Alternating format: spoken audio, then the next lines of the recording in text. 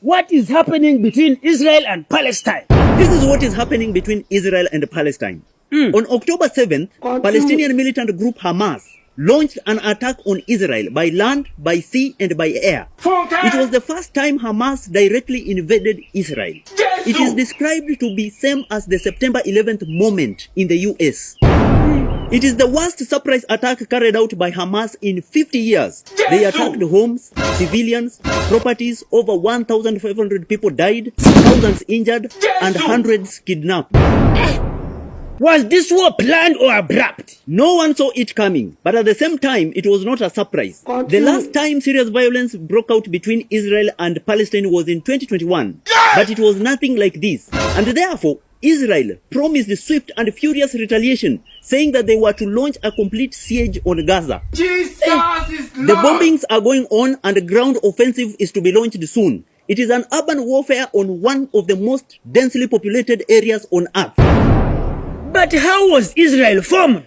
Israel is the only Jewish nation in the world, and it didn't officially exist till 1948. But Israel and Palestine have been having history of violent dispute over land, political control, and resources dating back to few thousand years.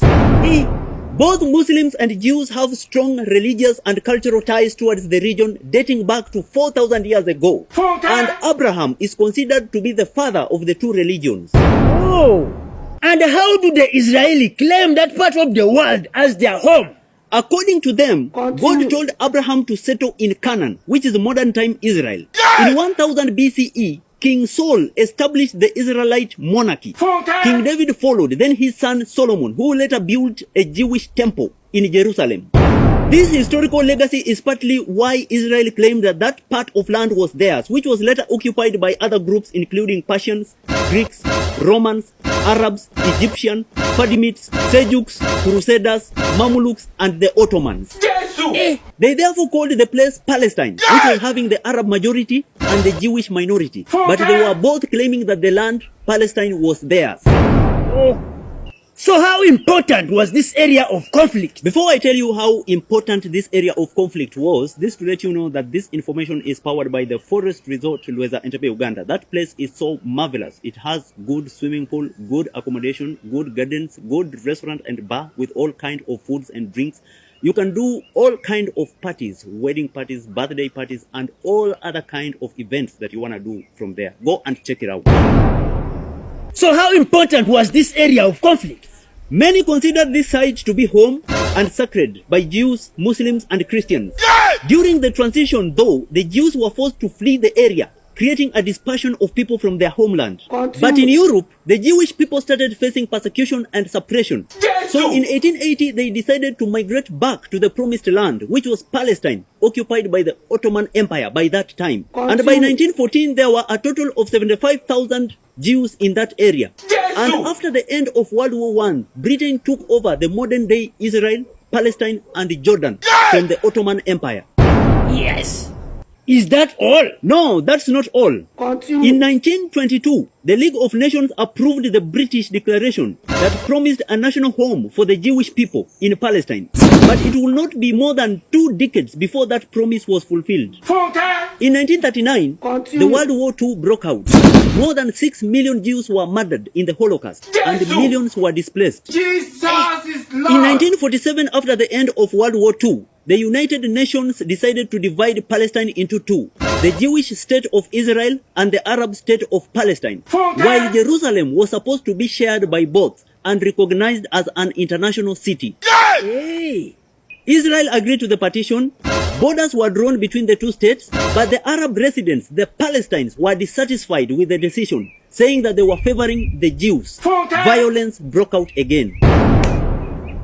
So what was the next development? On May 14, 1948, the State of Israel was formed and David Ben-Gurion became its prime minister. The Arab League countries rejected the partition and attacked.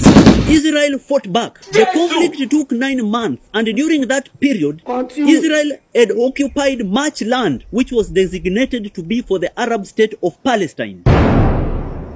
Egypt, who was siding with the Palestine, took control of the Gaza Strip, while Jordan, who was siding with the Palestine, took control of the West Bank, while the Israeli forces took control of Jerusalem from the west.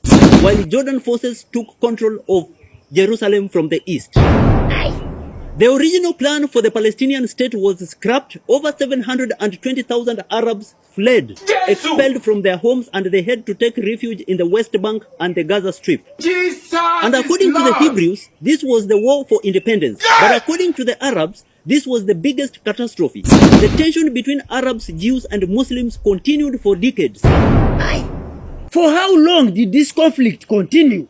Listen, fighting between Israel and Arab neighbors continued on and off for the next 60 years. In 1964, Palestine Liberation Organization (PLO) was formed to consolidate the power for many small Palestinian groups. In the 1967 Six-Day War, Israel defeated the army of Egypt, Syria, Jordan, and gained control of significant territory. In 1987, following an incident with an Israeli defense forces that left 4 Palestinian refugees dead, Palestinian militias led a violent uprising known as the Intifada, the first Intifada, that resulted to hundreds of deaths. After, Israeli and the PLO created a timetable for peace. It was called the Oslo Accords. Further agreements failed that were to address the issues that concerned the status of Jerusalem, rights of refugees, and continued Israeli occupants of Palestinian land.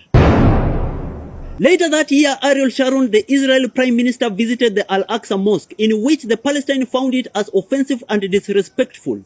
They started violence and suicide bombings, and calling for the second Intifada violence, which lasted 5 years, which broke the Oslo Accord. The violence ended in 2005 when Israel finally withdrew from the Gaza Strip. You mean this conflict has been up to this recent? Yes, even in 2006, Hamas won a Palestine legislative elections, but many countries recognize Hamas as a terrorist group because of the kind of suicide bombings that they do. So in 2017, the Hamas negotiated for the formation of the Palestinian state using the 1967 borders, but they did not recognize Israel as a state.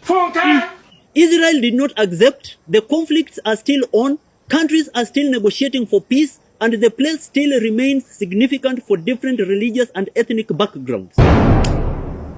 So how can you bring us up to speed concerning this? Listen, most Palestinian refugees and descendants live in Gaza and the West Bank. Israel won't allow them to go back to their homes. Israel claiming that this would overwhelm the country and threaten their existence as a Jewish state. Jerusalem remains as the holiest place on earth for the Jews, Christians, and Muslims, while the Israelis claim that the whole of Jerusalem is the capital city of Israel, while the Palestinians claim that east of Jerusalem is the capital of their future state. For the past 50 years, Israel has been building settlements in Jerusalem, settling over 600,000 Jews there. But according to the Palestine, that act is illegal under international law.